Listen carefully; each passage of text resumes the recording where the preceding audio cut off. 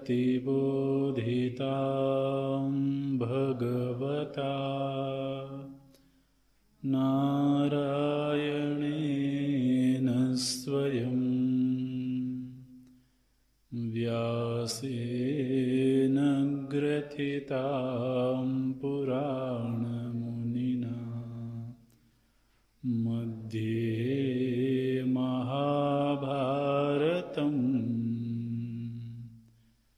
अद्वैतामृतवर्षिणीं भगवतीम् अष्टादशाध्यायिनीम्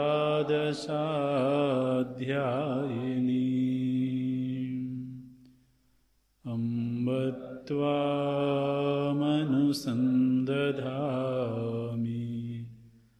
भगवद्गीते भवद्वेषिणी।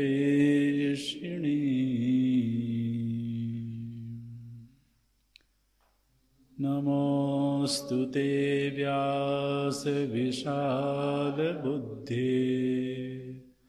फुल्लारविन्दायतपत्रनेत्र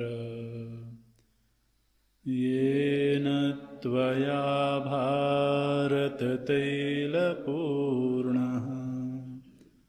प्रज्वालितो ज्ञानमयः प्रदीपः प्रपन्नपारिजाताय स्तोत्रवेत्रैकपाणये ज्ञानमुद्राय कृष्णाय गीतामृतदुहे नमः। सर्वोपनिषदो गावो दोग्धा गोपालनन्दना पार्थो वत्सः सुधीर्भोक्ता दुग्धं गीतामृतम् वसुदेवसुतं देवं कंसचाणूरमर्दनं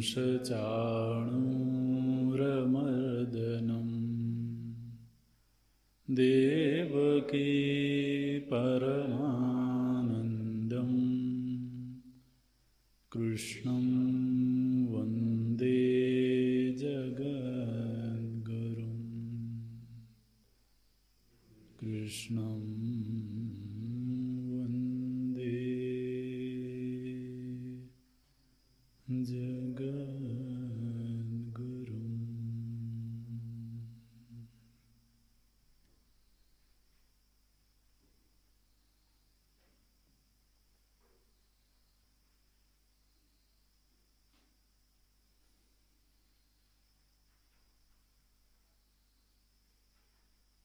यस्यात्मरतिरेव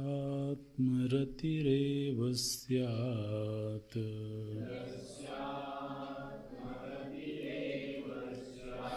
यस्त्वात्मरतिरेव स्यात्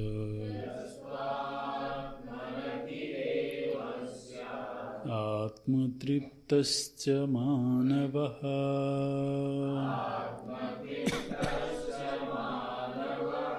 आत्मन्येव च सन्तुष्टः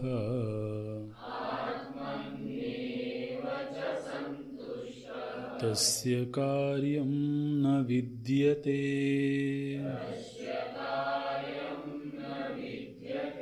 नैव तस्य कृतेनार्थः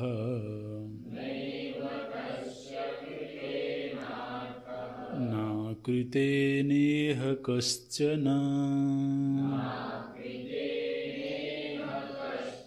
न चास्य सर्वभूतेषु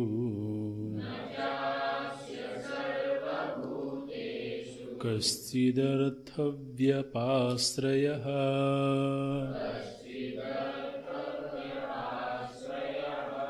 तस्मादसक्तो असक्तः सततं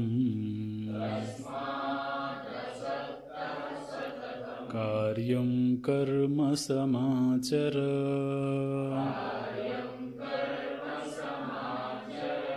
असक्तो ह्याचरन् कर्म परमाप्नोति पूरुषः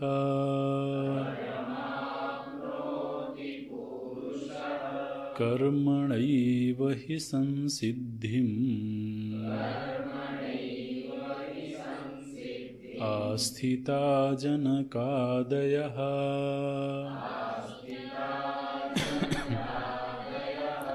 लोकसंग्रहमेवापि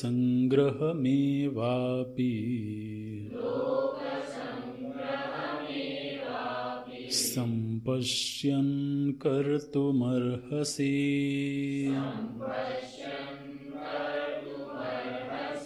कर्मणैव हि संसिद्धिम् आस्थिता जनकादयः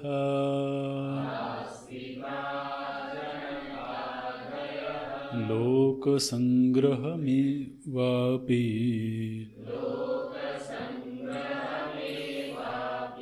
सम्पश्यन् कर्तुमर्हसि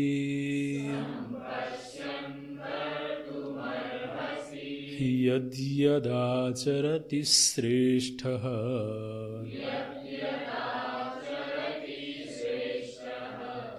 तत्तदेवेतरो जनः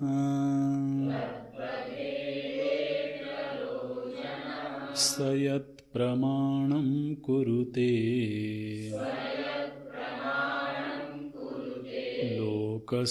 लोकस्तदनुवर्तते न मे पार्थास्ति कर्तव्यम्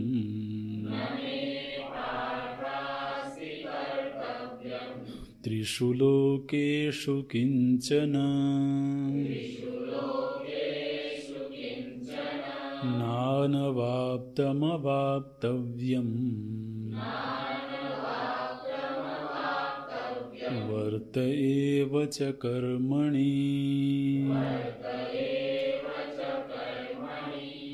यदि ह्यहं न वर्तेयम् जातु कर्मण्यतन्द्रितः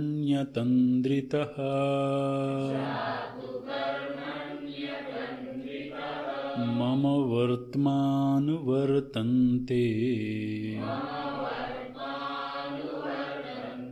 मनुष्याः पार्थ सर्वशः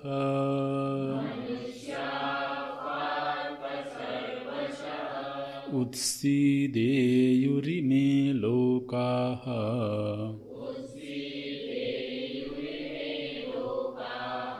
न कुर्यां कर्म चेदहम्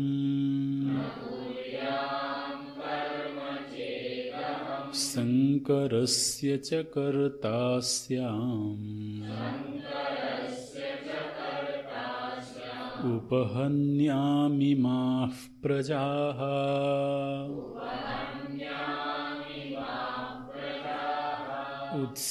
उत्सीदेयुरिमे लोकाः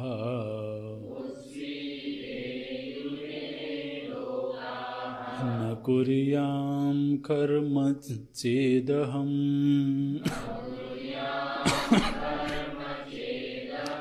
शङ्करस्य च कर्ता स्याम्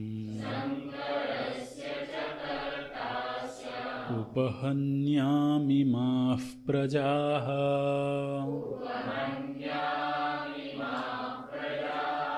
सक्ताः कर्मण्य विद्वांसः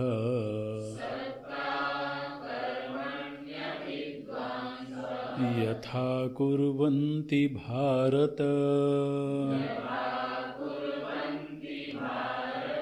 कुर्याद् विद्वांस्तथा सक्तः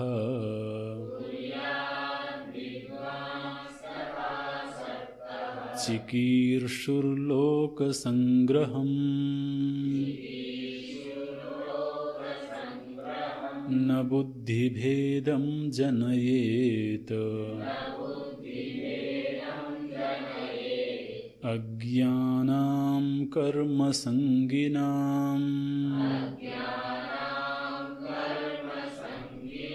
जोषयेत् सर्वकर्माणि विद्वान् युक्तः समाचरन्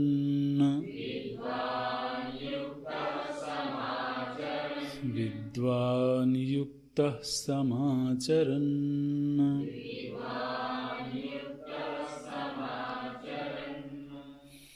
यस्माच्च कर्मणा एव हि यस्मात् पूर्वे क्षत्रिया विद्वांसः संसिद्धिं मोक्षं गन्तुम् आस्थिताः प्रवृत्ताः जनकादयः जनकाश्वपतिप्रभृतयः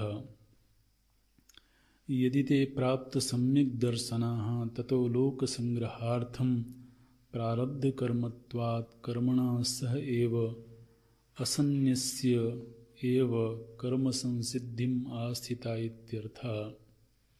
अथ अप्राप्त सम्यक् दर्शना जनकादयः तदा कर्मणा सत्त्वशुद्धिसाधनभूतेन क्रमेण संसिद्धिम् आस्थिता इति व्याख्येयः श्लोकः।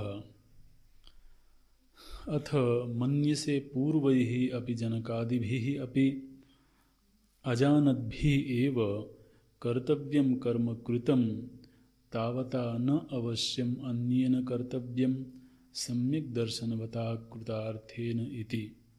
तथापि प्रारब्धकर्मायत्तः त्वं लोकसंग्रहम् एव अपि लोकस्य उन्मार्गप्रवृत्तिनिवारणं लोकसंग्रहः तम् एव अपि प्रयोजनं सम्पश्यन् कर्तुम् अर्हसि। लोकसंग्रहं कः कर्तुम् अर्हति कथं च इति उच्यते। यत् यत् कर्म आचरति येषु येषु श्रेष्ठः प्रधानः तत्तद् एव कर्म आचरति इतरः अन्यः जनः तद् अनुगतः। किञ्च सश्रेष्ठः यत् प्रमाणं कुरुते लौकिकं वैदिकं वा लोकः तद् अनुवर्तते तद् एव प्रमाणीकरोति इत्यर्थः। यदि यत्र ते लोकसंग्रहकर्तव्यतायां विप्रतिपत्तिः तर्हि मां किं न पश्यसि। न मे मम पार्थ न अस्ति न विद्यते कर्तव्यम् त्रिषु अपि लोकेषु किंचन किंचिदपि कस्मात् न अनवाप्तम् अप्राप्तम् अवाप्तव्यं प्रापणीयं तथापि वर्ते एव च कर्मणि अहम्। यदि पुनः अहं न वर्तेयं जातु कदाचित् कर्मणि अतन्द्रितः अनलसः सन्न मम श्रेष्ठस्य सतः वर्त्म मार्गम् अनुवर्तन्ते मनुष्याः। हे पार्थ सर्वशः सर्वप्रकारैः तथा च को दोषः इति आह। उत्सीदेयुः विनश्येयुः इमे सर्वे लोकाः लोकस्थितिनिमित्तस्य कर्मणः अभावात् न कुर्यां कर्म चेद् अहं किंच संकरस्य च कर्ता स्याम्। तेन कारणेन उपहन्याम् इमाः प्रजाः प्रजानाम् अनुग्रहाय प्रवृत्तः तद् उपहननं कुर्याम् इत्यर्थः। मम ईश्वरस्य अननुरूपम् आपद्येत। प्रभु जी का अर्जुन के प्रति जो आदेश है वो है अपने कर्तव्य कर्म का पालन अवश्यमेव करना चाहिए। वो जो उचित कर्म है जो विहित कर्म है नियतम कुरु कर्मत्वम ये त्वम सीधे ही प्रभु जी आदेश देते हैं कि तुमको नियत कर्म अवश्यमेव करना चाहिए। अर्जुन धर्म सम्मूढ़ थे, ऐसा उन्होंने स्वयं ही कहा था। धर्म सम्मूढ़ उन्हें कर्तव्य कर्म करना चाहिए कि नहीं करना चाहिए, क्योंकि कदाचित उनको अपने कर्तव्य का पालन करने में कठिनाई महसूस हो रही थी, उसमें घोर रूपता दिखाई दे रही थी। तो उस प्रश्न के उत्तर में मानो कि प्रभु जी सीधे ही आदेश देते हैं, त्वम कुरु नियतम कर्म कुरु, तुम नियत कर्म अवश्यमेव करो। ये तो हो गया आज्ञा, आदेश वाक्य हो गया। फिर मैं नियत कर्म क्यों करूं, तो इसके अनेक हेतु देते हैं। क्योंकि कर्म किए बिना शरीर की भी प्रसिद्धि नहीं होती है। कर्म किए बिना जो सृष्टि में यज्ञ की व्यवस्था बनी हुई है, उस व्यवस्था का उल्लंघन होता है। कर्तव्य कर्म किए बिना तो सांख्य बुद्धि की योग्यता प्राप्त नहीं होती है।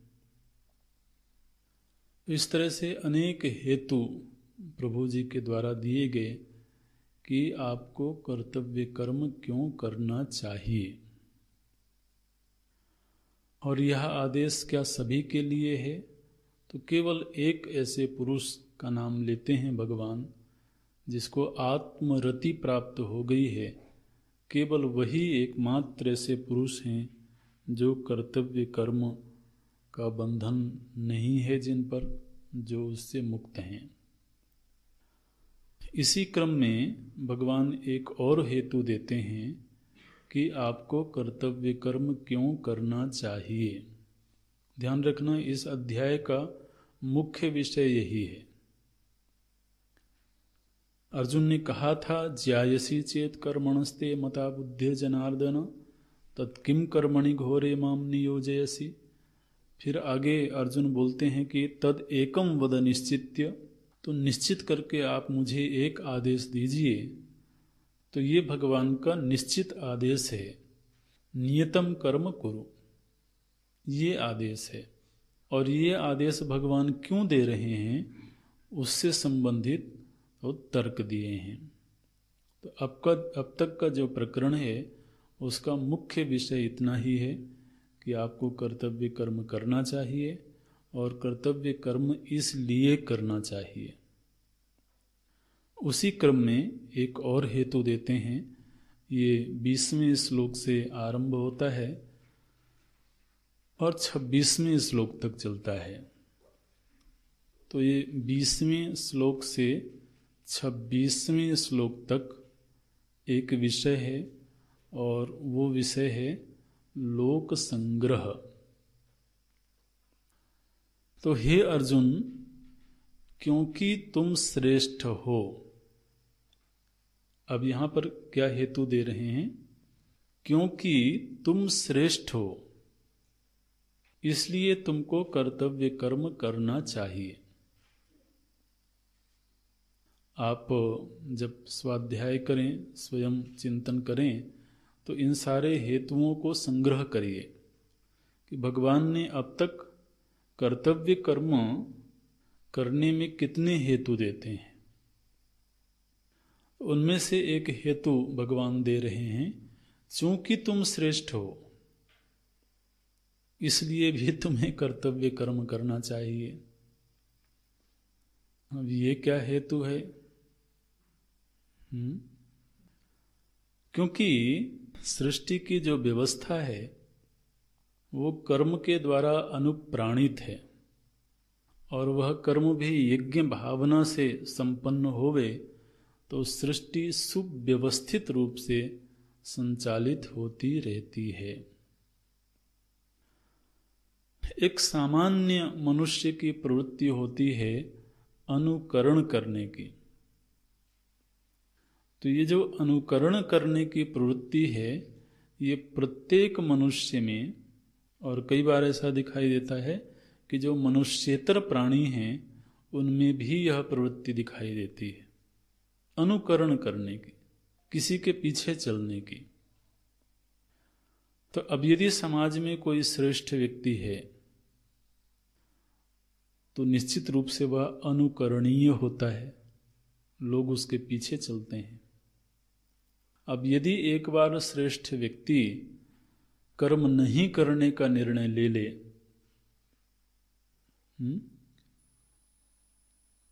तो उसका अनुकरण बाकी लोग भी करेंगे। और यदि ऐसा होने लगा तो यह समाज की व्यवस्था में बड़ी विसंगति आ जाएगी। इसलिए लोक संग्रह के निमित्त से भी तुमको कर्तव्य कर्म का पालन करना चाहिए। और यहाँ लोक संग्रह की चर्चा भगवान आरंभ करते हैं दृष्टांत के द्वारा। तो लोक संग्रह क्या है, इस पर हमने पूर्व की कक्षाओं में कुछ चर्चा करी है। यहाँ पर लोक संग्रह की एक बड़ी सुंदर परिभाषा भाष्य में प्राप्त होती है, उसको अंडरलाइन कर लेंगे। ये अगले पृष्ठ में तो जो दूसरा पैराग्राफ है, तथापि प्रारब्ध कर्मायत्तः त्वं लोक संग्रहम एव अपि, इसके आगे की जो पंक्ति है, ये वाक्य मिला, लोकस्य उन्मार्ग प्रवृत्ति निवारणम लोक संग्रह। ये लोक संग्रह शब्द की परिभाषा है। लोकस्य उन्मार्ग प्रवृत्ति निवारणम लोक संग्रह। तो इस परिभाषा पर हम लोग थोड़ा चिंतन करेंगे। पहले श्लोक देख लेते हैं। बोलते हैं, हे अर्जुन, जनकादयः, जनक आदि जो राजर्षि हुए हैं वो कर्मणा एव संसिद्धिम आस्थिताः। हे अर्जुन, जनकादयः, जनक आदि जो राजर्षि हुए हैं, उन्हें इस दृष्टांत में तो कुछ बातें हैं। महाराज जनक क्षत्रिय हैं, राजा हैं, और साथ ही साथ वो ज्ञानी भी हैं। वैसे जनकपुर में जो जितने भी राजा हुए हैं, तो एक जनक एक उपाधि भी होती है। तो ये उपाधि भी रही है उस वंश के राजाओं की, और विदेह राज जनक, ये विदेह उपाधि भी है एक। लेकिन साथ ही साथ अनेक ऐसे राजा भी हुए हैं जो तो उपाधि के अनुरूप ही उनमें गुण भी थे, उन्हें वो ज्ञानी भी थे। तो जैसे जो माता जानकी जी के पिता हैं महाराज जनक, वो ज्ञानी हैं, सिद्ध हैं। लेकिन ज्ञानी होते हुए भी उन्होंने अपने कर्म का त्याग नहीं किया। एक जो राजा का स्वधर्म होता है, उस स्वधर्म का वो निरंतर पालन करते रहे। तो इसलिए अर्जुन, तुम क्षत्रिय भी हो और निश्चित रूप से राजवंश से हो, इसलिए तुम्हें तो ऐसे लोगों को देखना चाहिए, तुम्हारे पूर्व के ऐसे महापुरुषों को देखना चाहिए, जो महापुरुष तुम्हारी ही तरह क्षत्रिय भी थे, राजवंश से थे, लेकिन साथ ही साथ वो ज्ञानी भी थे। ज्ञानी होने पर भी उन्होंने कर्म का त्याग नहीं किया। तो भगवान स्वयं ऐसे महापुरुषों को दृष्टांत के रूप में रखते हैं। जनकादयः कर्मणा एव, कर्मणा एव माने कर्म के सहित ही, कर्मणा एव ही संसिद्धिम आस्थिताः, उस संसिद्धि में अवस्थित थे, सिद्धि को प्राप्त करी थी उन्होंने। अच्छा, तो यदि वो ज्ञानी हैं तो फिर उनको कर्म का आश्रय लेने की आवश्यकता क्यों थी? कर्म क्यों किया उन्होंने? तो ये प्रकरण पहले भी आया है, एक बार पुनः भगवान भाष्यकार उसका विवरण करते हैं। हम बोलते हैं कि निश्चित रूप से वेदांत का मुख्य सिद्धांत यही है कि कर्म से सिद्धि प्राप्त नहीं होती है, ज्ञान से सिद्धि प्राप्त होती है। लेकिन कर्म परंपरा साधन के रूप में अवश्य में स्वीकृत है। कर्म किए बिना अंतःकरण की शुद्धि पूर्वक सांख्य बुद्धि की प्राप्ति होती है। यदि कर्म नहीं किया जाएगा तो प्रारंभिक सोपान ही प्राप्त नहीं हुआ है। इसलिए यदि महाराज जनक को हम ऐसा मानते हैं कि वो ज्ञानी थे, तो फिर उन्होंने कर्म क्यों किया? बोले लोक संग्रह के लिए। जो लोक संग्रह शब्द है ये बड़ा व्यापक है और ये ज्ञानी में भी लागू होता है। तो यहाँ पर भगवान भाष्यकार ये विकल्प रखते हैं, महाराज जनक यदि ज्ञानी थे तो उनकी प्रवृत्ति का हेतु क्या है? बोले उनकी प्रवृत्ति का हेतु है ज्ञान पूर्व जो उनका स्वभाव बन गया था। ये हम लोगों ने कई बार ये प्रसंग पढ़ा है कि ज्ञान के उपरांत जो प्रवृत्ति होती है वो ज्ञान के पूर्व के संस्कारों का ही अनुवर्तन होता है। तो ज्ञान के पूर्व यदि भक्ति प्रधान किसी संत का जीवन रहा है, उपासना प्रधान, पूजा प्रधान, जप प्रधान जीवन रहा है, तो ज्ञानोपरांत भी उनकी दिनचर्या वैसी ही रहेगी। ज्ञानोपरांत भी वो पूजा करते हुए, जप करते हुए, ध्यान करते हुए उपलब्ध होंगे, मिलेंगे, क्योंकि पूर्व का अनुवर्तन हो रहा है।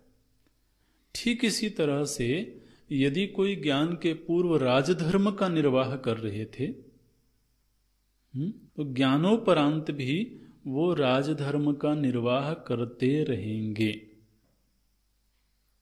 और उसके पहले एक स्थिति आती है कि ज्ञान प्राप्त करने के लिए उन्होंने राजधर्म का त्याग किया और फिर वन में जाकर के तपश्चर्या करी उन्होंने। वो त्यागना या ग्रहण करना, ये दोनों ही स्थितियां ज्ञान के पूर्व हो सकती हैं। ज्ञान प्राप्ति के लिए यदि वो गृह त्याग करते हैं, राजधर्म आदि का त्याग करते हैं, तो इसका मतलब है कि अभी ज्ञान हुआ नहीं है और ज्ञान प्राप्ति के लिए वो संन्यस्त होकर के और साधना करना चाहते हैं। वो तो एक अलग स्थिति हो गई। लेकिन यदि कोई ऐसे महापुरुष हैं जो अपने कर्तव्य कर्म का पालन करते हुए ही ज्ञान को उपलब्ध हो गए, तो उसके बाद उनका वैसा ही अनुवर्तन चलता रहेगा, वैसा ही व्यवहार चलता रहेगा। तो महाराज जनक यदि तो सिद्ध थे, ज्ञानी थे, तो उनके जीवन में जो कर्म हो रहा है वो केवल प्रारब्ध का अनुवर्तन है। प्रारब्धवशात शरीर है, इंद्रियां हैं, सूक्ष्म शरीर है, और इसलिए उसमें वैसा ही व्यवहार हो रहा है जैसा पहले से होता रहा है। देखिए भगवान भाष्यकार बोलते हैं, तो कर्मणा एव ही यस्मात् पूर्वे क्षत्रियाः विद्वांसः, क्षत्रिय थे लेकिन साथ ही विद्वान भी थे। संसिद्धिम मोक्षम गंतुम आस्थिताः प्रवृत्ता जनकादयः, जनक आदि, तो जनक और अश्वपति ये भी कोई राजा हुए होंगे। तो अनेक ऐसे महापुरुष हो चुके हैं। अब आगे की पंक्ति देखेंगे, यदि ते प्राप्त सम्यक दर्शनाः, यदि तो उनको सम्यक दर्शन प्राप्त हो गया है, अर्थात आत्मज्ञान प्राप्त हो गया है, ततः लोक संग्रहार्थम, तो फिर उनके शरीर से जो कर्म हो रहा है वो क्यों हो रहा है? बोले वो औरों के निमित्त से हो रहा है। अब उसमें उनका अपना कोई निमित्त नहीं है, अपना कोई प्रयोजन नहीं है, लेकिन लोक निमित्तिक या ईश्वर की प्रेरणा से उनके कार्यकरण संघात से कर्म होता है। प्रारब्ध कर्मत्वात्, और प्रारब्ध चूंकि आगे भी चल रहा है इसलिए वह उस शरीर से कर्म करवाएगा। तो प्रारब्ध कर्मत्वात् कर्मणा सह एव असन्न्यस्य एव, माने कर्म का संन्यास किए बिना भी वो कर्म करते हुए भी ज्ञान की स्थिति में हैं। यहाँ पर ध्यान रखना, बात क्या कही जा रही है कि कर्म करते हुए भी उनके ज्ञान में कोई अंतर नहीं हुआ, उनके जीवन मुक्ति की स्थिति में कोई अंतर नहीं हुआ है। कर्म से उनको ज्ञान मिला ऐसा नहीं, कर्म से उनको मोक्ष मिला ऐसे नहीं। मोक्ष तो मिला है ज्ञान से, लेकिन मोक्षोपरांत भी उनके जीवन में कर्म हो रहा है, उस कर्म से उनके जीवन मुक्ति पर कोई प्रभाव नहीं पड़ रहा है। माने कर्म और मुक्ति ये दोनों साथ साथ चल रहे हैं। ऐसे कर्मणा सह एव असन्यस्य एव कर्म संसिद्धिम आस्थिता इत्यर्थः। अथ दूसरा विकल्प ये है अप्राप्त सम्यक दर्शनाः, यदि उनको सम्यक दर्शन प्राप्त नहीं हुआ है, तदा जनकादयः तदा कर्मणा सत्व शुद्धि साधन भूतेन, तो फिर वह कर्म क्यों हो रहा है? बोले कर्म से अंतःकरण की शुद्धि होगी और फिर क्रम से वह परम सिद्धि का हेतु बनेगा। सत्व शुद्धि साधन भूतेन क्रमेण संसिद्धिम आस्थिता इति व्याख्येयः श्लोकः। तो फिर से इस श्लोक की संगति देख लें। यदि जैसे कि हम स्वयं भगवान भाष्यकार जी का ही दृष्टांत ले लें, भगवान महाराज जनक का दृष्टांत देते हैं, हम भगवान भाष्यकार का दृष्टांत ले लेते हैं। भगवान भाष्यकार जीवन मुक्त महापुरुष हैं, लेकिन पूरे जीवन वो कर्म करते रहे। पूरे देश का भ्रमण करना, ग्रंथों का लेखन करना, पुराने मंदिरों का जीर्णोद्धार पर करना, बौद्ध धर्म के प्रभाव को खत्म करना, पूरे भारतीय समाज को वैदिक संस्कृति से जोड़ना, कुल मिलाकर के 32 वर्ष की आयु में इतना काम किया उन्होंने। तो वो जो कर्म हो रहा है वो उनके सत्वशुद्धि का हेतु है। अरे सत्वशुद्धि पूर्वक पहले मुक्त हो चुके हैं वो।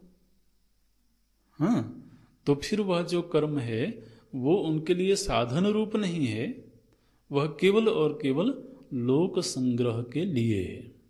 अनेक ऐसे दृष्टांत हैं, भगवान वेदव्यास जी हैं, भगवान भाष्यकार जी हैं, तो असंख्य ऐसे महापुरुषों के दृष्टांत मिल जाएंगे। स्वयं गुरुदेव हैं, जीवन भर वो दौड़ते रहे, कर्म में प्रवृत्त रहे। तो उनके शरीर से जो प्रवृत्ति हो रही है वो किस लिए हो रही है? तो उसके लिए एक शब्द दिया प्रभु जी ने, लोक संग्रह। इसलिए फिर ये लोक संग्रह तो समझने जैसा शब्द हो गया। दोनों ही विकल्प हैं। लोक संग्रह अज्ञानी के द्वारा भी हो सकता है और लोक संग्रह ज्ञानी के द्वारा भी हो सकता है।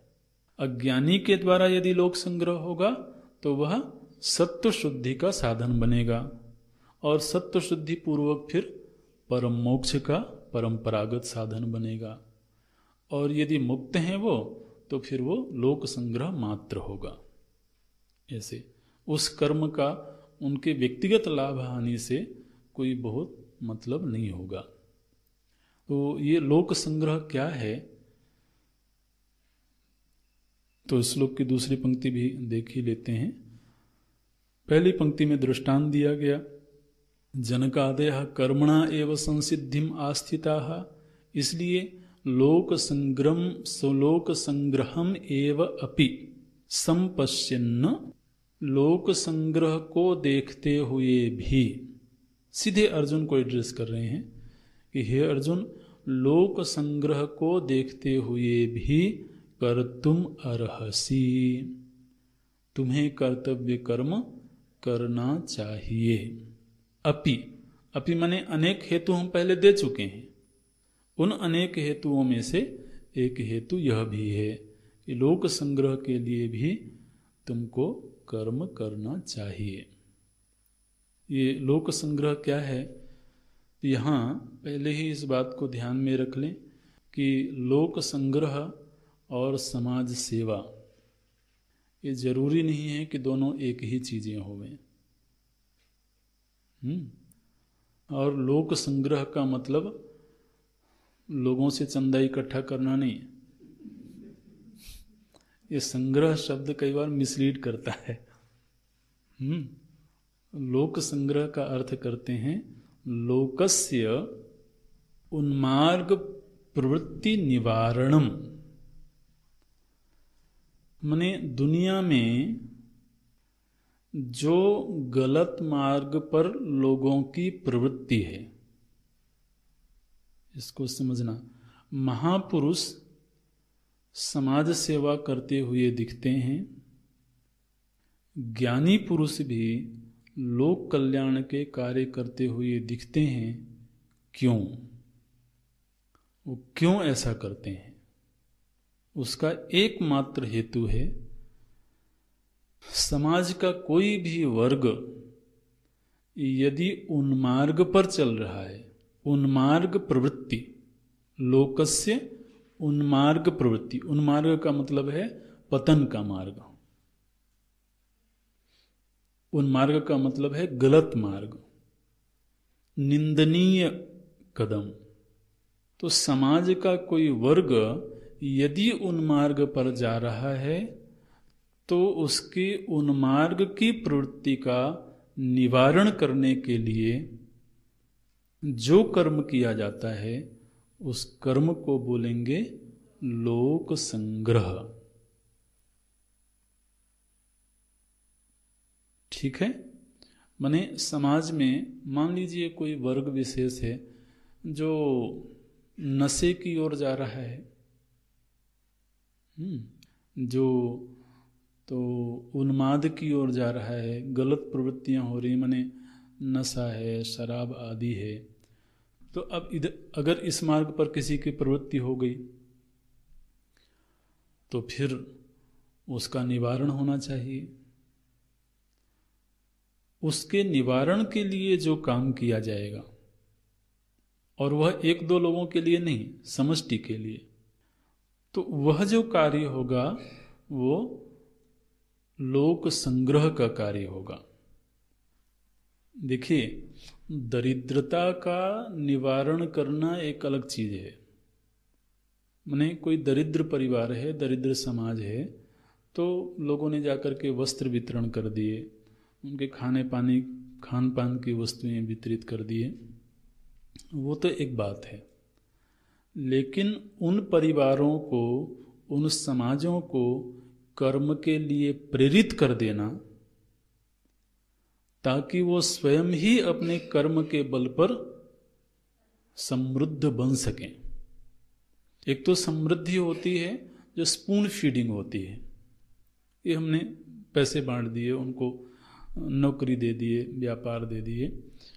लेकिन कई बार ऐसा देखा जाता है कि ये जो इस तरह के समाज कार्य होते हैं उससे उस परिवार, उस समाज का उत्थान नहीं होता है, क्योंकि अगर उसको संभाले रहने की योग्यता उस व्यक्ति या समाज में नहीं है तो आपने जो दे दिया है थोड़े दिनों में खा पी के फिर वहीं के वहीं।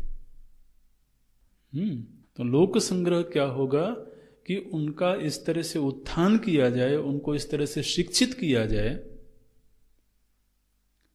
कि वो अपनी गरीबी से निकलने में स्वयं समर्थ होवे, बजाय कि उनको किसी व्यक्ति, किसी संस्था के ऊपर आश्रित रहना पड़े, बल्कि वो स्वयं ही अपने पैरों पर खड़े हो सकें, अपनी दरिद्रता, अपनी कमियों का निवारण करने में समर्थ हो सकें। कई बार ये जो समाज सेवा के कार्य दिखाई देते हैं ये उन्मार्ग से निकालने की बजाय बल्कि और उन्मार्ग की ओर लगाने की ओर दिखते हैं। अभी विषय थोड़ा सा सामाजिक हो जाएगा लेकिन विषय सामाजिक ही है तो चर्चा तो करनी ही पड़ेगी। ये जो सरकार की कुछ स्कीम होती हैं, मनरेगा आदि, तो इनमें क्या होता है कि एक तो मजदूरी बढ़ गई, तो पैसा ज़्यादा मिला, और दूसरे जो उनको अनाज आदि चाहिए वो सस्ते दाम में 2 रुपये 3 रुपये में मिल गए। तो उन्होंने हफ्ते भर काम करके जो पैसा कमाया है उस पैसे का उनको अनाज तो ज़्यादा खरीदना नहीं है, अनाज तो बहुत थोड़े से पैसे में आ जाएगा, तो बाकी बचा हुआ पैसा क्या करें?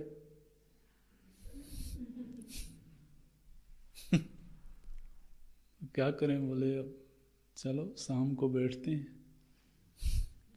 तो अब ये आप कह सकते हो कि समाज सेवा, लेकिन इस परिभाषा के अनुसार बिल्कुल गलत है। वो उन्मार्ग में निवृत्ति नहीं हुई, बल्कि उन्मार्ग की ओर और प्रवृत्ति हो गई। तो ये समझने की बात है कि हम एक व्यक्ति को भी, 4 लोगों को भी, एक वर्ग विशेष को भी यदि सन्मार्ग की ओर लगा पाते हैं, वो ज्ञान से, किसी कर्म में प्रवृत्ति करने से, जो भी उपाय हो सके, उत्थान का निमित्त जो कर्म बने किसी व्यक्ति या समाज के लिए, वो कर्म लोक संग्रह कहलाएगा।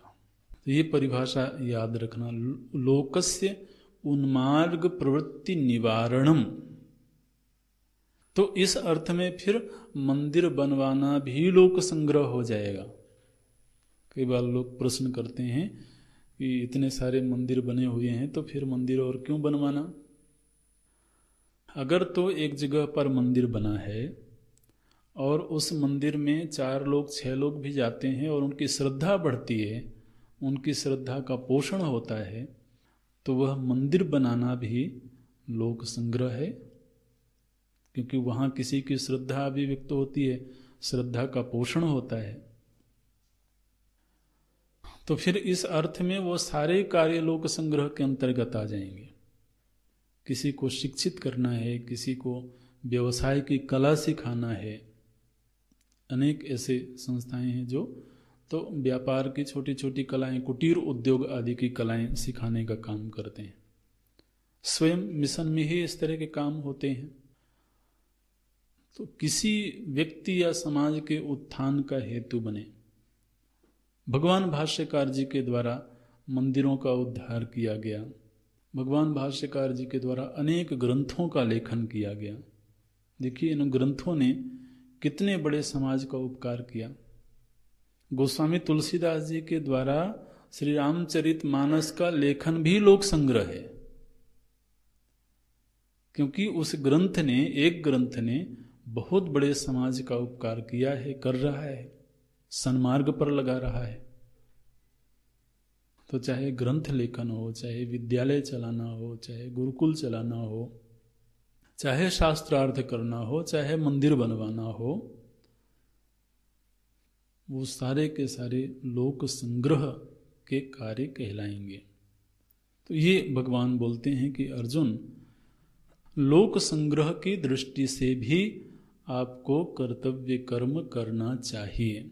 माने प्रभु जी ने बिल्कुल स्पष्ट कर दिया कि तुम ये जो कर्म करने जाओगे, ये कोई अपनी केवल व्यक्तिगत इच्छा की पूर्ति के लिए नहीं, बल्कि तुम्हारे इस कर्म से प्रेरणा लेकर के अनेक ऐसे लोग होंगे जो सत्य की राह पर चलने को प्रस्तुत होंगे। इसलिए लोक संग्रहम एव अपि संपश्यन् कर्तुम अर्हसि। अर्जुन कहें कि भगवान मैं लोक संग्रह क्यों करूं? तो भगवान कहेंगे क्योंकि तुम श्रेष्ठ हो। अब चाहे तुम इसको समस्या समझो या जो भी समझो, तुम श्रेष्ठ हो, इसलिए तुमको लोक संग्रह करना चाहिए। अगले श्लोक में बोलते हैं, लोक संग्रहम कह कर तुम अर्हति। लोक संग्रह करने की अर्हता किसमें है और कथम च, कैसे वह लोक संग्रह करता है? तो बोलते हैं उसका आचरण भी, उसका चलना फिरना भी लोक संग्रह हो सकता है, उसका बोलना भी लोक संग्रह का कार्य हो सकता है। क्यों? क्योंकि यद यद आचरति श्रेष्ठ, श्रेष्ठ पुरुष जैसा आचरण करता है, लोकः तद अनुवर्तते। इतरः जनः तद एव आचरन्ति, तद एव आचरति। पहले पंक्ति को ही केवल अगर देखें तो श्रेष्ठः यद यद आचरति तत् तद एव इतरः जनः आचरति। ये पूरा वाक्य बनेगा। श्रेष्ठः यद यद आचरति इतरो जनः तद तद एव आचरति। एक तो यह बात होगी। दूसरे सह श्रेष्ठः, सह श्रेष्ठः यत् प्रमाणम कुरुते, जिन चीजों को वो प्रमाण के रूप में निर्धारित कर देते हैं, लोकः तद अनुवर्तते, बाकी लोग उन्हीं चीजों को प्रमाण मानते हैं। तो एक तो जो श्रेष्ठ पुरुष है वो जिस तरह का आचरण करता है उसी आचरण का अनुकरण पीछे के लोग करते हैं, और जिन चीजों को वो प्रमाण मानता है पीछे के लोग उन्हीं चीजों को प्रमाण मानते हैं। तो देखिए, जैसे कि शुरू में ही चर्चा कर रहे थे, ये अनुकरण करने की जो वृत्ति है ये बिल्कुल नैसर्गिक वृत्ति है। ये जन्म से ही ये वृत्ति देखी जाती है। अनुकरण करना कोई सिखाता नहीं है। एक जगह पर हमने पढ़ा कि वो ट्रेन में यात्रा कर रहे थे, तो एक माता थी और उनका एक छोटा सा बच्चा था। तो माता कोई पुस्तक पढ़ रही थी, तो उनका वो छोटा बच्चा था, वो भी कोई पुस्तक पढ़ रहा था। तो साथ में कोई यात्री थे, वो यात्रा कर रहे थे। तो उन्होंने देखा कि छोटा सा बच्चा है, पुस्तक पढ़ रहा है। आजकल तो छोटे बच्चों के हाथ में मोबाइल होता है, तो ये पुस्तक क्यों पढ़ रहा है? तो उन्होंने माता जी से पूछा कि इसको तो मोबाइल देना चाहिए खेलने के लिए, पुस्तक पढ़ रहा है। तो माता ने कहा कि मैं क्या करूं, ये बहुत जिद्दी है। ये कहता है मैं वही करूंगा जो तुम करोगी।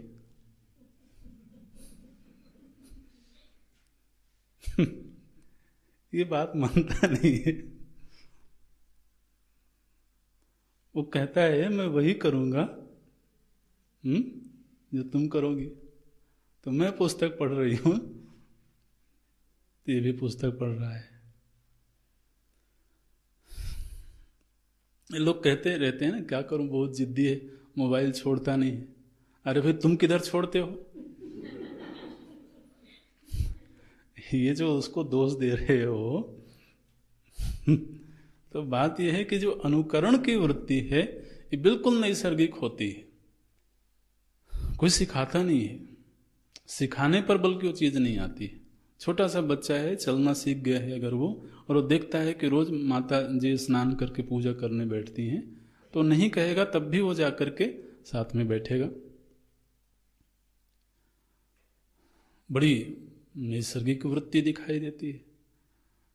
तो जिस तरह से बोलता है, माने जो जिसको भी वो श्रेष्ठ मानता है, जिसको भी बड़ा समझता है, तो जिस तरह से बोलता है, जिस तरह से कपड़े पहनता है, यहाँ तक कि भोजन करने का ढंग भी, वो किस तरीके से भोजन करता है, वो टेबल में बैठ करके देखता है तो वैसा ही अनुकरण करता है। किस बात पर मुस्कुराता है सामने वाला, वो उसका अनुकरण करता है। तो ये अनुकरण करने की एक बड़ी स्वाभाविक वृत्ति दिखाई देती है। अच्छा, अब जब यह स्वाभाविक स्थिति है तो क्या ये गलत है? अच्छा, ये होता कब है? जब व्यक्ति किसी को श्रेष्ठ समझता है, अपने से बड़ा समझता है। तो हम जिसको भी अपने से बड़ा समझते हैं, तो बड़ा समझने के बाद फिर हमारी ये खोज होती है कि ये व्यक्ति श्रेष्ठ क्यों है। पहले ये निश्चय हो गया कि ये व्यक्ति श्रेष्ठ है, तो क्योंकि वो लोगों के सम्मान का पात्र है, लोग उसकी बात मानते हैं। तो एक बार पहले ये निश्चय हो जाए कि ये व्यक्ति श्रेष्ठ है। अच्छा, अब जब श्रेष्ठता की बुद्धि बन गई, उसके बाद ये खोज करते हैं हम कि किस वजह से ये श्रेष्ठ है, वो कौन सी वजहें हैं जिन्होंने इनको श्रेष्ठ बनाया है। तो हम वो वजह खोजते हैं और जिन वजहों से ये श्रेष्ठ है वही वजह फिर हम भी अपने जीवन में एडॉप्ट करने की कोशिश करते हैं। तो अब मान लीजिए कि किसी गलत व्यक्ति को हमने श्रेष्ठ मान लिया। कॉलेज के नेताजी बन गए। क्यों नेताजी बन गए? क्योंकि वो बड़ी दादागिरी करते थे। तो वो श्रेष्ठ क्यों बना लोगों की नजर में? क्योंकि वो दादागिरी करता था।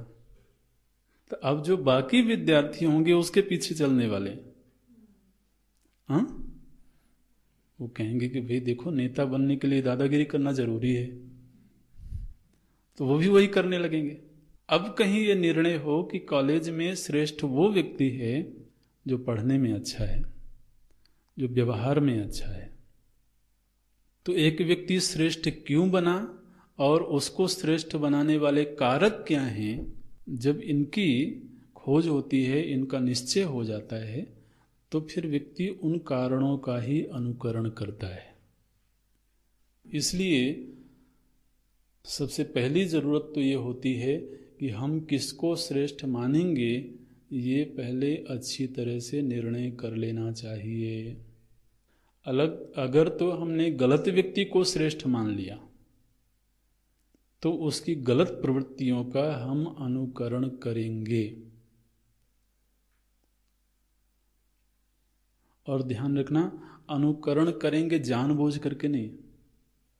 यदि श्रेष्ठ बुद्धि बन गई है तो अनुकरण अपने आप होगा। इसलिए जो ऑपरेशनल एरिया है वो है श्रेष्ठता की बुद्धि। श्रेष्ठता की बुद्धि एक बार हमने समझ लिया कि नहीं, ये व्यक्ति तो बड़ा आइडियल है। आप देखिए, समाज में ऐसा देखा जाता है, जो युवक युवतियां हैं तो किसी फिल्मी नायक को श्रेष्ठ मान लिया, किसी खिलाड़ी को श्रेष्ठ मान लिया। तो अब एक बार उनको श्रेष्ठ मान लिया तो फिर उनकी प्रवृत्तियों का अनुकरण करेंगे। वो ऐसे वस्त्र पहनते हैं तो हम ऐसे वस्त्र पहनेंगे। वो इस तरह का पेय पीते हैं तो हम ये पेय पिएंगे। इसी का फायदा तो उठाते हैं कंपनी वाले लोग। एक कंपनी वाले लोग जो उनसे प्रचार करवाते हैं। क्यों करवाते हैं? क्योंकि समाज में बहुत बड़ा वर्ग है जो उन लोगों को श्रेष्ठ मानता है। आपसे तो कोई प्रचार नहीं करवाता। नहीं, माने जरूरत नहीं। आप अपने आप को हीन मत समझना। भाई बात ये, किसी खिलाड़ी को, किसी एक्टर को, एक्ट्रेस को तो चुनते हैं वो कि इनसे हम अपने जो प्रोडक्ट है उसका प्रचार करवाएंगे। क्यों करवाएंगे भाई? क्योंकि वो व्यक्ति है जो समाज के बहुत बड़े वर्ग का एक तरह से श्रेष्ठता का भाव बना के रखा है। तो उस व्यक्ति को दिखाएंगे कि देखो ये वाला पेय पीता है, इसलिए बाकी जो उसके फॉलो करने वाले लोग हैं वो भी पिएंगे। ऐसे होता है। यहाँ तक कि दुकान में जाते हैं ना, तो दुकानदार कपड़ा भी जब दिखाता है तो बताता है कि ये जो अनारकली वाली ड्रेस है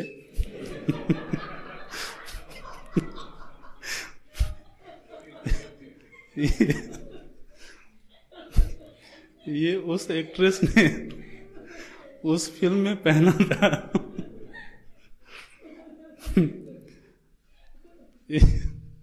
अब आप बताइए, ये अनुकरण की वृत्ति ऐसी जबरदस्त है। तो हमने किसको श्रेष्ठ माना है? मैंने मुख्य विचार का विषय क्या है कि हमारी श्रेष्ठ बुद्धि किसके प्रति बनी? अगर श्रेष्ठ बुद्धि बनी भगवान भाष्यकार के प्रति, तो श्रेष्ठ क्यों है? क्योंकि उनकी मेधा, उनका ज्ञान, उनकी विद्वता, ये सब कारण है जिनकी वजह से वो श्रेष्ठ हैं। तो फिर नैसर्गिक रूप से हमारी वृत्ति उनका अनुकरण करने लगेगी, और उस अनुकरण में कई बार हम उतने कॉन्शियस भी नहीं होते हैं, वो सहज ही होने लगता है। तो किसी संत को देख करके यदि श्रेष्ठ बुद्धि बन जाए तो उनका जो संतत्व है, उनकी जो भक्ति है, उनकी जो उपासना है, वो हमारे अनुकरण का विषय बन जाएगी। मुख्य चीज क्या हुई? भगवान कहते हैं, माने एक सिद्धांत की बात है। भगवान ये नहीं कह रहे कि तुम ऐसा करो, एक सिद्धांत बता रहे हैं। यद्यद आचरति श्रेष्ठः तत्तद एव इतरो जनः। ये स्थिति सहज ही होती है समाज में। दूसरे, स यत् प्रमाणम कुरुते, जिनको उन्होंने प्रमाण मान लिया, जिनको उन्होंने प्रमाण मान लिया, मान लीजिए जैसे कोई विद्वता के क्षेत्र में है तो किसी संत ने किसी ग्रंथ को प्रमाण माना, और उस ग्रंथ पर आधारित होकर के उनके उपदेश होते हैं। तो हमारी बुद्धि भी धीरे धीरे करके उन ग्रंथों को प्रमाण मानने लगेगी। तो किसी आचरण को, किसी व्यवस्था को, किसी सिद्धांत को श्रेष्ठ जब प्रमाण के रूप में स्वीकार कर लेता है तो पीछे के लोग भी उसी को फिर प्रमाण मानने लगते हैं। ये एक सिद्धांत की बात है। अर्जुन, यद यद आचरति श्रेष्ठः तत्तद एव इतरो जनः सयत् प्रमाणम कुरुते लोकः तद अनुवर्तते। अर्जुन को क्यों बता रहे हैं? क्योंकि अर्जुन, तुम भी आप कहोगे भाई ये तो अर्जुन की बात हो रही क्योंकि अर्जुन श्रेष्ठ है। ध्यान रखना, हम आप में से हर व्यक्ति श्रेष्ठ है। हर व्यक्ति किसी न किसी की नजर में श्रेष्ठ है। तो हमारे जो छोटे हैं उनकी नजर में हम श्रेष्ठ हैं। हमारे आने वाली जो पीढ़ी है उस पीढ़ी की नजर में हम श्रेष्ठ हैं। तो इसलिए कम या ज्यादा मात्रा में यहां ऐसा कोई व्यक्ति नहीं है जो किसी न किसी की नजर में बड़ा न होवे। अब यदि वह स्वयं ही अपने बड़प्पन को गिराने की कोशिश करता रहे तो वो उसका दोष है। अन्यथा तो हर गृहस्थ, माता पिता अपने बच्चों की दृष्टि में श्रेष्ठ हैं। बड़ा भाई छोटे भाई की दृष्टि में श्रेष्ठ है। तो समाज में हर व्यक्ति किसी न किसी की अपेक्षा से बड़ा है। जरूरत इस बात की है कि वह अपने उस बड़प्पन को संभाले, अपने उस बड़प्पन का वो सम्मान करे खुद। तो जब हम अपने बड़प्पन का सम्मान करते हैं तो भी दूसरे लोग सम्मान करते हैं और अनुकरण करते हैं। हाँ, कई बार व्यक्ति यदि बेपरवाह है, उसको होश ही नहीं है कि कोई हमारा अनुकरण करता होगा, तो अपने मन मर्जी जीवन जीता है, अपने वासनाओं के गुलाम होकर के जीवन जीता है, तो वो अलग चीज है। अन्यथा तो अनुकरणीय हर व्यक्ति होता है। और इसलिए यह भी एक ऐसा नियम है जो हमें निरंतर सात्विक बनने की प्रेरणा देता है, जो निरंतर हमें अच्छा बनने की प्रेरणा देता है। अगर हम स्वयं की दृष्टि से भी अच्छा नहीं बनना चाहते हैं तो कम से कम दूसरे के भय से तो अच्छा बने, कि दूसरा कोई होगा जो हमारे पीछे शायद चल रहा होगा। तो ये भी व्यक्ति के सज्जनता को बनाने में एक हेतु बनता है। तो इसलिए अर्जुन, चूंकि आप श्रेष्ठ हो, जहां तक अर्जुन की बात करें तो अर्जुन तो निश्चित रूप से अनुकरणीय थे। वो अपने ही समाज में जिस समय वो थे उसी समय ऐसे अनेक ऐसे योद्धा होंगे जो अर्जुन को अपना आदर्श मानते होंगे। इसलिए तो आपको तो कर्तव्य कर्म का त्याग नहीं करना चाहिए। और फिर देखिए अगले श्लोक में भगवान स्वयं अपना ही दृष्टांत देते हैं। बोले जनक आदि की बात क्या करूं, मैं स्वयं अपनी ही बात करता हूं। क्या है भगवान? बोलते हैं हे पार्थ, देखो मैं कितनी प्रवृत्ति करता हूं। अब ये भी एक हेतु है। कर्तव्य की प्रवृत्ति में अगला हेतु क्या दे रहे हैं कि चूंकि मैं भी कर्तव्य कर्म करता हूं। इन 2 श्लोकों में हमने देखा अन्य जो ज्ञानी महापुरुष हैं वो किस तरह से लोक संग्रह करते हैं, और स्वयं परमात्मा भी अवतरित होकर के लोक संग्रह करते हैं। वो भी एक हेतु बना कर्तव्य प्रवृत्ति में प्रवृत्त होने के लिए। क्या बोलते हैं? बोले हे पार्थ, में कर्तव्यम नास्ति। अन्वय ढंग से कर लेना, पार्थास्ति, पार्थ अस्ति, इसमें विच्छेद कर लेंगे तो हो जाएगा पार्थ, हे पार्थ में कर्तव्यम नास्ति। भला बताओ भगवान के लिए कोई कर्तव्य है क्या? भगवान के लिए कोई कर्तव्य क्यों नहीं है? कोई प्राप्तव्य नहीं है उनका। तो इसलिए भगवान के लिए वास्तव में देखा जाए तो कोई कर्तव्य नहीं है। तो भगवान बोलते हैं हे पार्थ, त्रिषु लोकेषु, तीनों ही लोकों में मेरा किंचित भी कर्तव्य नहीं है, फिर भी मैं करता हूं, बहुत करता हूं। और कर्तव्य क्यों नहीं है तो अगले पंक्ति में उसका हेतु देते हैं। न, इस शब्द को भी अच्छे से खोलना, नहीं तो फिर वो पकड़ में नहीं आएगा कई बार। न अनवाप्तम अवाप्तव्यम, 3 शब्द बनेंगे इसमें। न अनवाप्तम अवाप्तव्यम, ये हेतु है। मेरा तीनों लोकों में कोई कर्तव्य नहीं है। क्यों कर्तव्य नहीं है? क्योंकि अनवाप्तम अवाप्तव्यम नास्ति। अनवाप्तम माने जो प्राप्त नहीं है। अनवाप्त, वाप्त माने प्राप्त करना। तो अनवाप्तम, अनवाप्तम माने जो प्राप्त नहीं है वो मेरे लिए प्राप्तव्य नहीं है। ये इस तरह से प्रभु जी ने शब्द बनाया है। जो प्राप्त नहीं है, आखिर वही तो प्राप्तव्य होता है। हमारे लिए प्राप्तव्य क्या है? जो अप्राप्त है।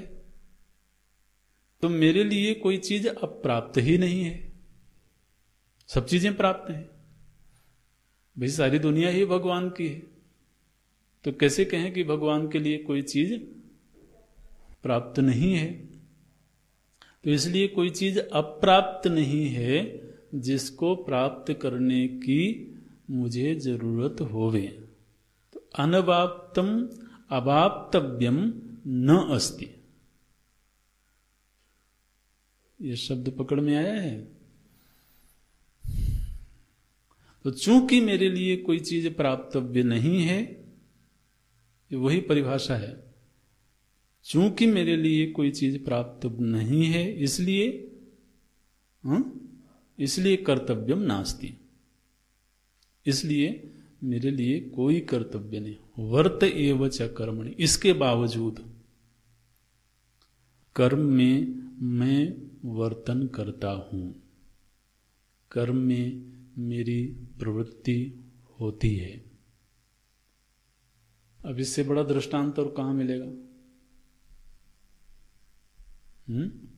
जो ज्ञानी महापुरुष हैं उनमें तो दोनों ही संभावनाएं दिखाई देती हैं कि ज्ञानी हो भी सकते हैं, नहीं भी हो सकते हैं।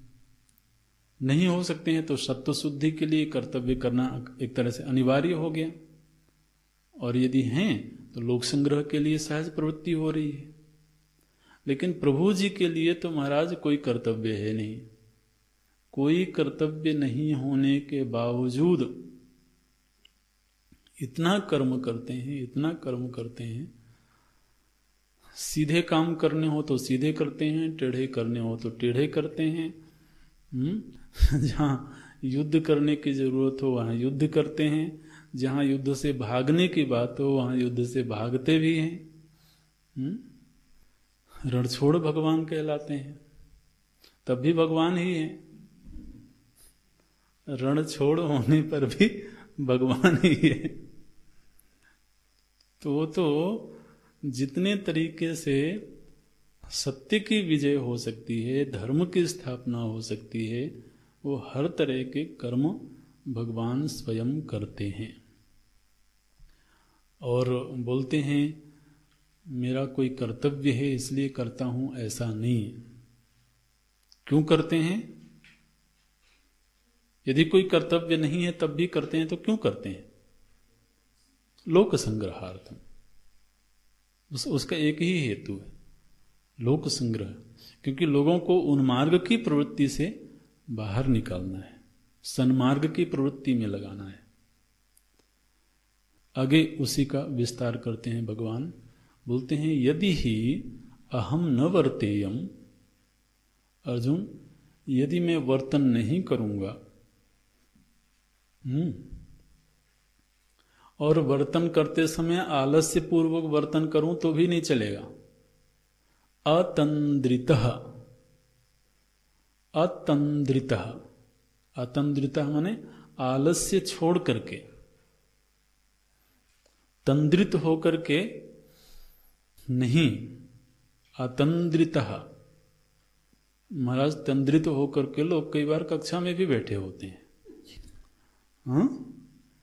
तो वो नहीं, बोलते हैं अतंद्रिता, बिना आलस्य किए यदि मैं कर्म में लगातार प्रवृत्ति नहीं करूंगा। हाँ, ढीला ढाला काम कर दिया लेकिन ढीला ढाला किया तो लोग तद अनुवर्तते, पीछे तो लोग उसी का अनुवर्तन करेंगे। तो बोलते हैं मैं बिल्कुल आलस्य का त्याग किए बिना पूरी संलग्नता के साथ में कर्म में प्रवृत्ति करता हूं। इस बात को ध्यान में रखते हुए कि मनुष्याः सर्वशः मम वर्त्म अनुवर्तन्ते, क्योंकि समूची मानव जाति मेरे ही बनाए हुए मार्ग का अनुवर्तन कर रही है। तो ये वाक्य पहले आ जाएगा, मम वर्त्म अनुवर्तन्ते मनुष्याः पार्थ सर्वशः। हे पार्थ, सर्वशः मनुष्याः, समूची मानव जाति मम वर्त्म अनुवर्तन्ते। वर्त्म माने मार्ग, तो मम वर्त्म माने मेरे मार्ग का, मेरे मार्ग का माने जिस मार्ग का निर्माण प्रभु जी ने किया, प्रवृत्ति के जिस तरीके का निर्माण प्रभु जी ने किया, भगवान कहते हैं समूची मानव जाति उसी का अनुवर्तन करती है। ये मुझे पहले से मालूम है, इसलिए यदि तो मैं आलस्य मुक्त हो करके पूरी तत्परता के साथ में कर्तव्य कर्म का पालन नहीं करूंगा तो क्या दोष आ जाएगा, अगले श्लोक में बोलते हैं। तो यह जो लोक है, मनुष्य लोक है, उसका विनाश हो जाएगा। ये बोलते हैं भगवान, उत्सीदेयुः इमे लोकाः। यह जो मनुष्य जाति है यह विनश्येयुः, उत्सीदेयुः का अर्थ करते हैं विनश्येयुः, इस मानव जाति का विनाश हो जाएगा। न कुर्याम कर्म चेद अहम, यदि मैं कर्म नहीं करूंगा तो, क्योंकि फिर कोई मार्ग बनाने वाला नहीं रहेगा। तो प्रभु जी दो कार्य करते हैं, ध्यान रखना। एक तो कर्म के क्षेत्र में अनुकरणीय कार्य करते हैं और दूसरे विचार के क्षेत्र में उपदेश का कार्य करते हैं। तो उपदेश के द्वारा विचारों का परिमार्जन और कर्तव्यानुष्ठान के द्वारा कर्म का परिमार्जन, ये दो कार्य प्रभु जी के द्वारा संपन्न होते हैं। इस पर अगली कक्षा में विस्तार से चर्चा करेंगे। लेकिन यहां पर भगवान बोलते हैं कि एक तो इमे लोकाः उत्सीदेयुः, लोगों को अनुसरण करने के लिए कोई मार्गदर्शक उपलब्ध नहीं होगा और मार्गदर्शक के अभाव में वो उन मार्ग की ओर चल पड़ेंगे और उन मार्ग की ओर जाने से पतन का रास्ता खुल जाएगा। और दूसरे संकरस्य च कर्तास्याम, संकर माने विचार सांकर्य, विचारों का की संकरता हो जाएगी। जैसे वर्ण संकरता होती है उसी तरह से विचार सांकर्य भी होता है। तो फिर लोग कौन से सिद्धांत का अनुसरण करेंगे इसका कोई ठिकाना नहीं रहेगा। यदि स्वयं भगवान ग्रंथों का निर्माण न करें, स्वयं ग्रंथों प्रकट न करें, स्वयं किसी को निमित्त बना करके उपदेश न करें, तो मनुष्य जाति किन सिद्धांतों का अनुसरण करेगी। यदि कोई आदर्श सिद्धांत ही सामने नहीं होगा तो जिसकी जो मर्जी होगी सिद्धांत बनाएगा, उससे विचार सांकर्य होगा। तो विचार सांकर्य भी मानव जाति का एक बड़ा दोष है, वह भी उसके पतन का कारण बनता है।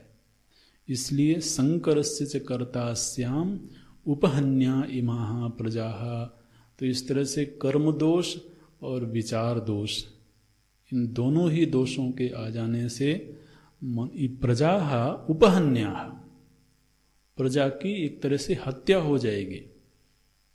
और हत्या होने का निमित्त क्या बनेगा कि प्रभु जी ने अवतार लेकर के कोई आदर्श स्थापित नहीं किया। अवतार का एक ये प्रयोजन भी प्रभु जी ने बताया कि कोई हमारे सामने आदर्श ही नहीं था, इसलिए हम अपने वासनानुसारी मार्ग पर चल पड़े। तो भगवान कहते हैं कि कर्म के लिए भी कोई आदर्श स्थापित करना है, विचार के लिए भी कोई आदर्श स्थापित करना है, इसलिए मैं अवतार लेकर के ये दोनों कार्य संपन्न करता हूं। और यदि मैं ऐसा नहीं करूंगा तो मनुष्य की जो उन्मार्ग की प्रवृत्ति है उसको रोकने वाला कोई नहीं होगा। तो मुझे भी अपना आदर्श मान करके, अपना दृष्टांत मान करके, अर्जुन तुम्हें भी कर्तव्य कर्म का पालन करना चाहिए। ये एक विषय प्रभु जी ने प्रस्तुत किया है। अभी यहाँ पूरा करते हैं।